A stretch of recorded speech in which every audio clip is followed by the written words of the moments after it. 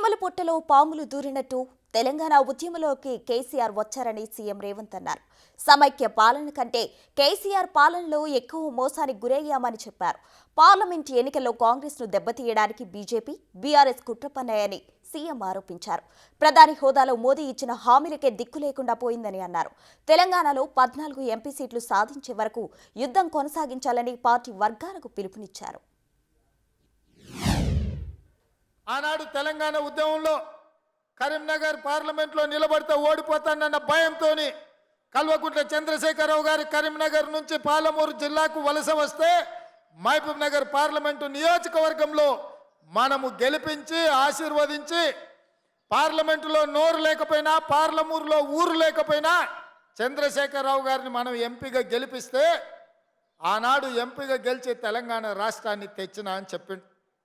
నేను అడుగుతున్న ఇవాళ ఈ వేదిక మీద నుంచి మాజీ ముఖ్యమంత్రి కల్వకుంట్ల చంద్రశేఖరరావును ఆనాడు ఎక్కడి నుంచో వలస వచ్చిన నిన్ను వివిధ ప్రాంతాలకు తట్టపని, పారపని, మట్టి పని, బొగ్గుబాయి, దుబాయ్ లాంటి వలసలు పోతున్న మా జిల్లా ప్రజలు వలస వచ్చిన నిన్ను పార్లమెంటు సభ్యుడిగా గెలిపిస్తే తెలంగాణ రాష్ట్రం వచ్చిన తర్వాత 10 సార్లు ముఖ్యమంత్రిగా ఉన్నావు కదా, మా ప్రాంతానికి ఏమైనా చేసినవా?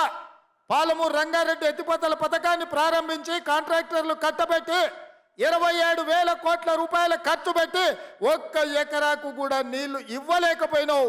ఈరోజు ఈ గడ్డ మీద ఈ ప్రజలకు నువ్వు క్షమాపణ చెప్పిన తర్వాతనే మళ్ళీ ఈ జిల్లాలో నువ్వు ఓటు అడగాలి అని చెప్పి చంద్రశేఖరరావు గారిని గట్టిగా డిమాండ్ చేస్తున్నా. ఇవాళ టీఆర్ఎస్ ఒక కథ అయితే ఇక బీజేపీ వాళ్ళది ఇంకో కథ. సన్నాయుడెంబడి కొమ్మోడెంబడి సన్నాయుడు పడ్డట్టు బీజేపీడు బీఆర్ఎస్ ఒక్కడే కూర్చున్నారు. ఇవాళ సీకట్లో ఒప్పందం, పొద్దుపూట ఈయనతో మాట్లాడతారు, రాత్రిపూట వాళ్ళతో మాట్లాడుకుంటారు. ఇవాళ బీజేపీ వాళ్ళు కూడా ఓట్లు అడుగుతారు.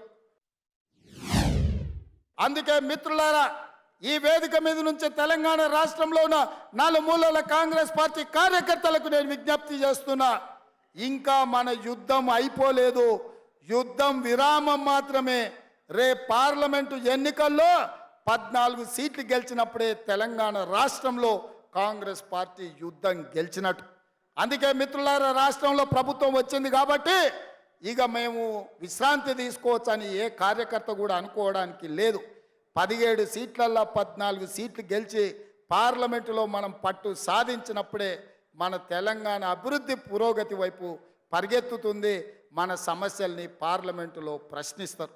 అందుకే మిత్రులారా, ఇవాళ మన తెలంగాణ ప్రజల తరఫున నిలబడాలి, కొట్లాడాలి అంటే బీఆర్ఎస్ బీజేపీ కుట్రల్ని తిప్పి కొట్టాలి.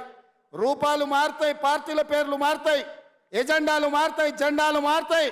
ఒకడు పొత్తు ఉంటుంది అంటాడు, ఒకడు పొత్తు లేదంటాడు, ఒకడు చెప్పుతో కొడతా అంటాడు, ఒకడు చేత్తో కొడతా అంటాడు. ఇవన్నీ ఎందుకు డ్రామాలు ఆడుతుండే? కాంగ్రెస్ పార్టీని దెబ్బతీయాలని. ఎన్నికల ముందు చూడలేదా? వాళ్ళిద్దరు కుట్రలు చేసి ఓట్లు చీల్చి బీఆర్ఎస్ గెలిచినా పర్వాలేదు, బీజేపీ ఓడినా పర్వాలేదని ప్రజలు ఆ రోజు ఈ పార్టీలు ప్రయత్నం చేస్తే ప్రజలు అప్రమత్తంగా ఉండి కాంగ్రెస్ పార్టీని గెలిపించింది కాబట్టి ఇవాళ ఇందిరమ్మ రాజ్యం వచ్చింది. జగన్మోహన్ రెడ్డి గారిని ప్రగతి భవన్కు పిలిచి పంచభక్ష పరమాణాల భోజనం పెట్టినావు. 203 జీవో ద్వారా రాయలసీమను రతనాల సీమ చేస్తా అని చెప్పినావు. రోజమ్మ పిలిచి నీకు రాగి సంకటి నాటుకోడు పులుసు పెట్టంగానే పులుసు తిని అల్చు ఇచ్చి బలిచిపోయి రాయలసీమకు నీళ్ళు ఇస్తాన్నావు. కానీ పాలమూరులో నిన్ను పార్లమెంటుకు పంపిస్తే మా ప్రాజెక్టులు ఎందుకు పూర్తి చేయలేదని నేను ఆ సోయి లేని దద్దమ్మలను నేను అడుగుతున్న ఈ వేదిక మీద నుంచి. ఈరోజు నారాయణపేట కొడంగల్ ఎత్తిపోతల పథకం కావచ్చు, మెడికల్ కాలేజ్ కావచ్చు, పారామెడికల్ కాలేజ్ కావచ్చు, నర్సింగ్ కాలేజ్ కావచ్చు, ఇంజనీరింగ్ కాలేజ్ కావచ్చు, మహిళా డిగ్రీ కాలేజ్ కావచ్చు, దౌలతాబాద్ బొమ్మరాజ్పేటలో జూనియర్ కాలేజీలు కావచ్చు, అదేవిధంగా కొడంగల్లో వెంకటేశ్వర స్వామి మందిరం అభివృద్ధి కోసం 16.5 కోట్ల రూపాయలు మంజూరు చేయించినాం. కోస్గిలో వేణుగోపాల స్వామికి 2 కోట్ల రూపాయలు మంజూరు చేయించినాం. మద్దూరులో రెసిడెన్షియల్ కాలేజ్ మద్దూరు అభివృద్ధి కోసం ఇవాళ నిధులు మంజూరు చేయించినాం. దౌలతాబాద్లో బీసీ రెసిడెన్షియల్ కాలేజ్కి మంజూరు చేయించినాం, జూనియర్ కాలేజ్ మంజూరు చేయించినాం. మిత్రులారా, ఇవన్నీ మీరు ఆశీర్వదించడం వల్ల, మీరు అండగా నిలబడడం వల్ల ఇవాళ 5,000 కోట్ల రూపాయలతో అభివృద్ధి పనులు మొదలైనవి. కృష్ణానది జలాలను ఇవాళ కొడంగల్లు ప్రతి రైతుకు అందించడానికి మా ప్రభుత్వం చర్యలు చేపట్టింది. ఇదంతా ఎందుకు జరిగిందంటే మీరు అండగా నిలబడ్డారు కాబట్టి, మీరు కాంగ్రెస్ పార్టీని గెలిపించారు కాబట్టి ఇవాళ ఈ అభివృద్ధి కార్యక్రమాలు చేపట్టినాం. అందుకే ఇవాళ 5,000 కోట్లతో వచ్చిన రాబోయే పార్లమెంట్ ఎన్నికల్లో కొడంగల్ శాసనసభ నియోజకవర్గం నుంచి 50,000 ఓట్ల మెజార్టీ ఇవ్వండి. మళ్ళీ 5,000 కోట్ల రూపాయలు తెచ్చే బాధ్యత కాంగ్రెస్ పార్టీ తీసుకుంటుంది.